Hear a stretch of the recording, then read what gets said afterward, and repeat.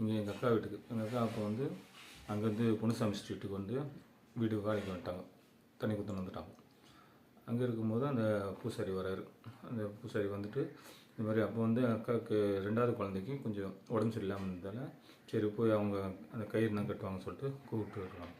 போய் இது மாதிரி வந்தோடனே அவங்க மருமக பொண்ணு பையனுக்கு ரொம்ப உடம்பு சரியில்லாமல் இருக்குது, போய் அந்த கயிறு கட்டி இது பிரேயர் இது பூஜையை இது பண்ணி பூஜை பண்ணி அந்த கயிறு கட்டி விடுங்க கயிறு.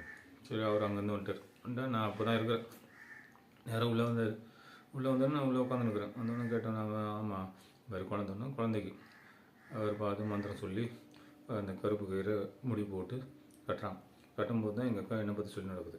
இது மாதிரி இவன் என் தம்பி, இவன் தான் இப்போ கொஞ்சம் வீட்டை பார்த்து நடக்கிறான், எல்லா வேலைக்கும் போய் நடக்கிறான், 10வது படித்து ஃபெயில் ஆகிட்டு இருக்கிறான். அப்படியே என்னை பற்றி சொல்லி நடக்கும்போது இவனுக்கு தான் ரொம்ப ரொம்ப கஷ்டத்தில் ரொம்ப இதுவாக இருக்கிறான், இவனுக்கு தான் நல்ல பலன் தரணும், இவனுக்கு கட்டி கூட ஒரு யாராவது கயிறுனா கட்டி கொடுங்க சொல்லிட்டு சொல்கிறான். சொன்னவுடனே அவர் அப்படியே சரிம்மா பண்ணலாமா சொல்லிட்டு ஒரு தகடு எடுத்தார்.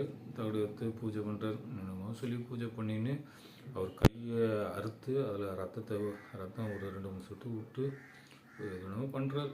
பண்ணிவிட்டு அப்படியே